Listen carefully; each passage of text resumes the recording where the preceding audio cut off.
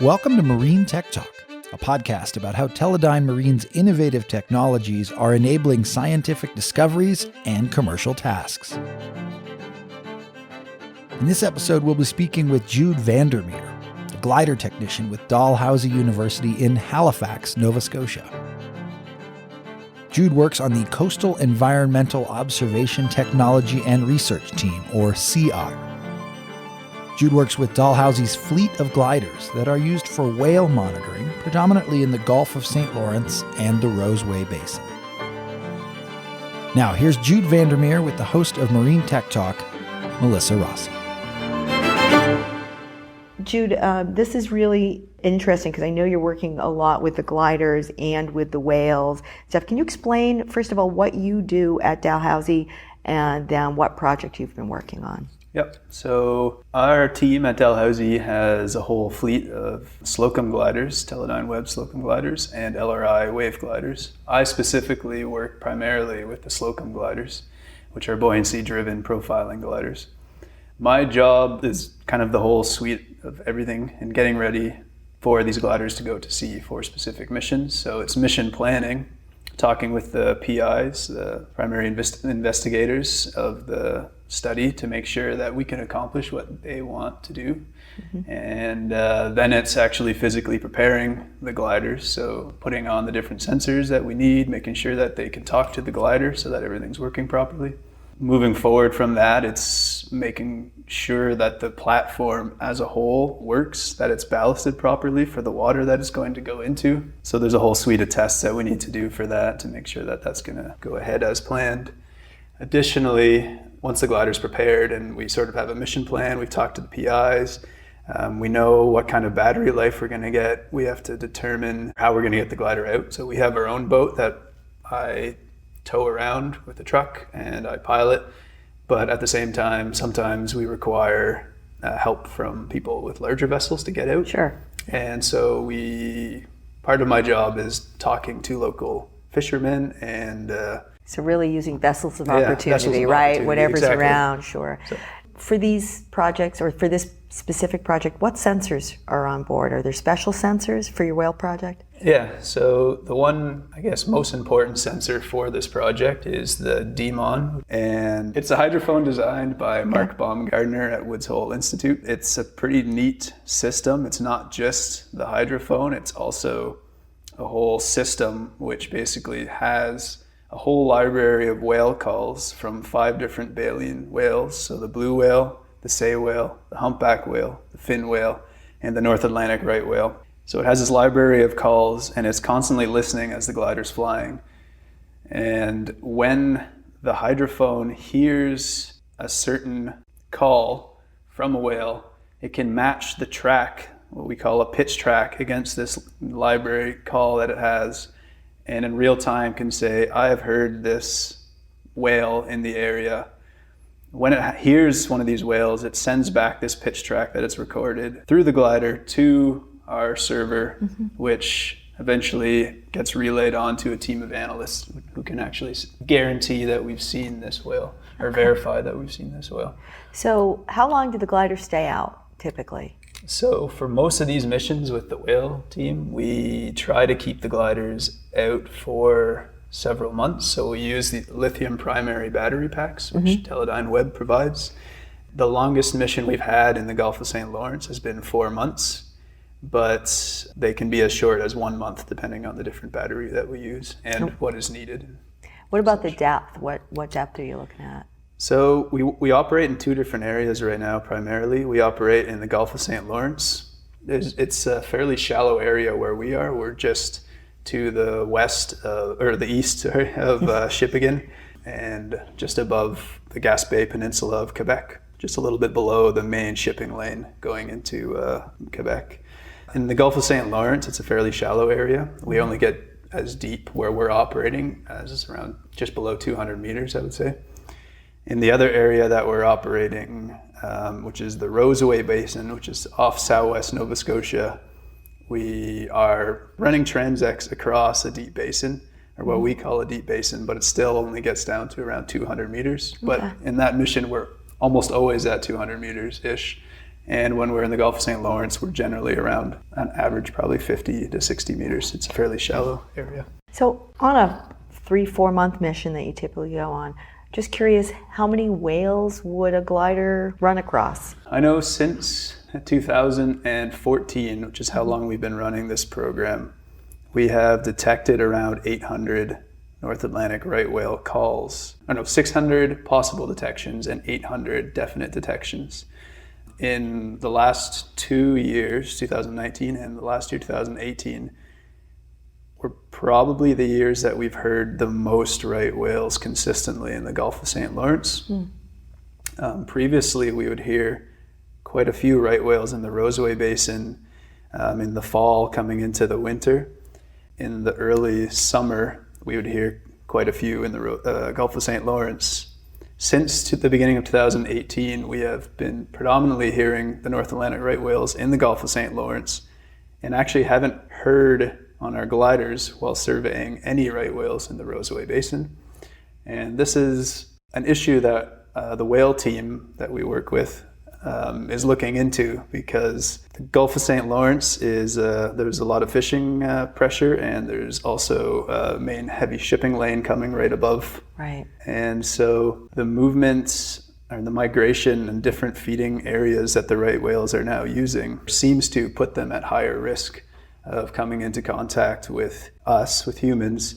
And two of their leading causes of mortality or injury right now are vessel strikes and fishing gear entanglements. Okay. So the data that you are collecting, one of the interesting things I sort of picked up when you were talking, is it the North Atlantic right whale data that you're most interested in? Because your gliders have a sensor that picks up 5 different whales, but it seems the focus is on the right whale. Is that correct? Or? Yeah, so the researchers with the whale group at University of New Brunswick and at Dalhousie, led by Kim Davies and Chris Taggart, they are interested definitely in all of the whales, but the North Atlantic right whale, they're very much at risk. There's less than 400 individuals left in the species, so that is definitely where a large amount of effort is going into right now. Yeah, so then now you have this data. Obviously, it addresses 2 different things, or it can be used for 2 different ways. People who are interested in the vessel strike side of it and the human interaction, fisheries entanglement side of it. Yep. Where does that data go, do you know? The data that we collect is actually served up publicly. Okay. So everybody basically has access to it to some extent. The whale team, with that data, they will look at why the whales have moved from one area to another area. Sure. How can we use variables that we collect with, say, the gliders that we're using to predict where whales will be in order to mitigate some of this overlap or change areas that the fishery operates or perhaps the vessels move through in order to avoid these collisions and fishing gear entanglements. The scientists are, they're interested in why the whales are in different areas. But at the same time, the real-time data gets served up to a whole suite of different websites. But one of them is Whale Map, which is created by Hanson Johnson at Dalhousie University. And basically, it's updated constantly. There's sort of a real-time pinout of where whales have been detected, both by our gliders, actually, I should say, and visual surveys of, I think, NOAA scientists and DFO individuals flying over with airplanes, doing in aircrafts, I should say. This data the idea is supposed to be made available to the Shipping Federation, Transport Canada, in order to alert mariners who are traveling through areas where right whales have been detected to see if they can divert their course. At the same time, DFO, Department of Fisheries and Oceans in Canada, they can tap into this information in order to dynamically change areas of fishing pressure. If a right whale's been spotted in an area, I don't remember the exact specifics of how the regulation works, but essentially they will say, you can't fish in this area for now until a whale has no longer been spotted in that area. So they'll essentially shift where the fisheries can operate in that area. So I guess, a real-time part of the data that's collected, and then there's the more underlying, why are the whales moving and why are they behaving as they are. Right. And then there's sort of the rapid response of, can you divert your ship to a different area or take a different path to get where you need to go to avoid where we've just seen some whales. And then there's the fisheries side of it, which probably can't react quite as quickly, I would think, because certain regulations have to be put in or stops to fishing. They've written it up differently for this past year, I know for sure, or the fishermen know that it's now a dynamic fishery. So the areas that they're allowed to operate in change, and it actually is a fairly rapid response in that. In the Shipping Federation side, the way that Transport Canada regulates that currently, if a whale has been spotted in the shipping lanes or in and around certain areas, or if aircraft hasn't been, like there's no glider and an aircraft hasn't been able to transect over the shipping lane, they will impose a mandatory speed limit there where the boats actually have to slow down if they come through there.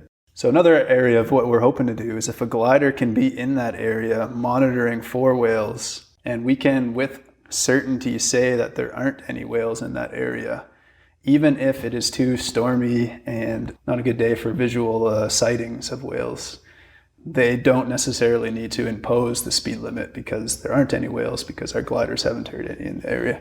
But that's still obviously a work in progress, and there's potential. So do you know how far a whale sound carries? I mean, if your glider hears the sound of a whale, how far away might that whale be? We have been working to sort of range. I know Mark Baumgartner's done some work with these hydrophones, and Hansen and our team has been doing also some trials at sea while deploying the gliders.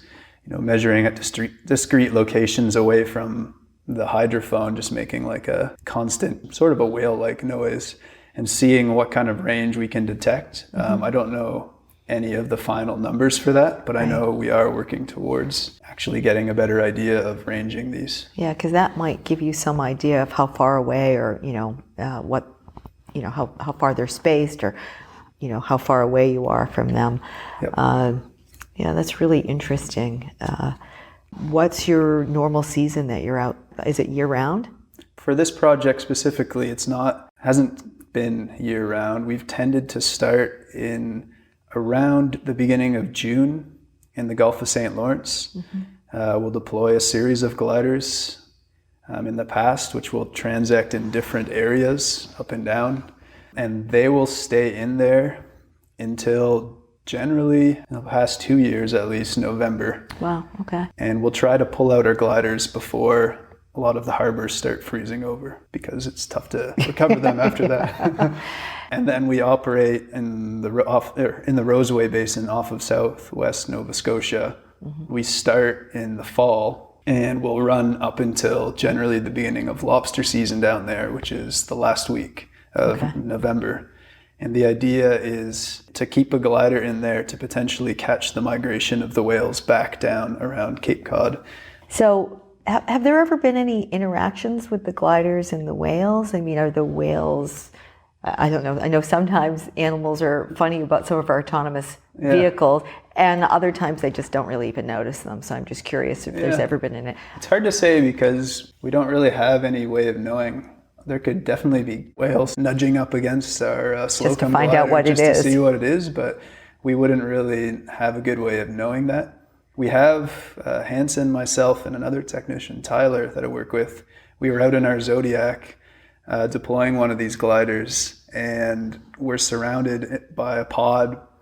I think it was around 20 right whales in the larger area. And the only reason we know that is because there was a visual survey on an airplane going on above us. So while we were deploying our glider, we were surrounded by right whales, which I think were feeding at the time. They were all on the surface and rolling around. And that must have looked incredible. Yeah, it was amazing. It was amazing to be with that many individuals of such a small population in such a small area. Were you in a little boat or a big boat? It was a 7-meter Zodiac, so it was really small. They're pretty big animals, right?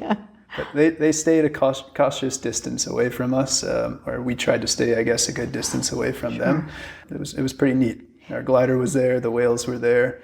the visual surveys were happening, and actually a research vessel with Kim Davies, the lead, was not that far away from us either, doing whale sightings and doing zooplankton net tows to see what kind of food was in the area. So it was kind of the whole project really kind of came together in one moment, I guess. Yeah, wow. So it was neat. That is pretty neat. What's your favorite thing about your job? It sounds pretty amazing to me. I'm sure there are a lot of people who'd love to do your job. Yeah, I think one thing is I got to play with robots regularly. And always a favorite, because you can see every time we get anywhere where we've got the gliders, everybody's like, oh, what's that? Yeah, and people are always really interested, so you get to explain them what they do, and I guess that's a pretty fun part. It's also pretty neat to rip around. I've definitely explored Atlantic Canada more now after like towing around a boat and jumping on different fishermen's vessels and stuff. I've talked to a lot of different people through this job that way. And just being on the water, of course, is it's always in nice. the summer nice. And colder in November. Less nice, not in the summer. Is there somewhere that the listeners could find out more about what you're doing with the whale research, maybe on Dalhousie's website or somewhere else? Yeah, so the CEOTR, definitely, CEOTR at dal.ca, I believe. So that's CEOTR, CEOTR. Yeah. I was surprised to learn that too, so Yeah. I figured people listening might not know that. So CEOTR for CEOTR, which actually stands for Coastal Environmental Observation Technology and Research. Yeah, thank you. And also this whale map I was talking about is also available. If you Google whale map, it will come up. If you Google whale map and write whales, it will definitely come up. And then you can actually see where whales have been sighted recently, both with the gliders. You can play around. You can only glider sightings, only plane sightings, only right whale, only say whale, etc. Oh, that's really cool, so it's actually. Hanson's done a really good job. It's really, really neat. I just got to play with it for the first time recently, and I was very impressed. So that's another place that you can go to look for some more information. This project is funded by Ocean Tracking Network, OFI, which is Ocean Frontier Institute, and MEOPAR, which is Marine Environmental Observation, Prediction and Response Agency. And we partner with DFO, Department of Fisheries and Oceans. So. Well, thank you so much. I really appreciate your time. Yeah. I've learned a ton today.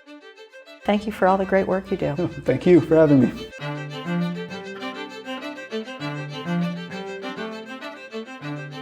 Thanks for listening to the Marine Tech Talk podcast. To find out more about the whale monitoring work that Dalhousie is conducting with gliders, you can Google Dalhousie CEOTR gliders, or look at the show notes for this episode on Teledyne Marine's website. You'll also find more information on the whale map that Jude mentioned at whalemap.ocean.dal.ca. If you have any comments or questions about this show, you can email host Melissa Rossi at marinetechtalk@teledyne.com. If you like this podcast, please make sure to subscribe on Apple Podcasts or wherever you're hearing the show. That way, you'll never miss an episode. Thanks for listening, and we'll see you again next time.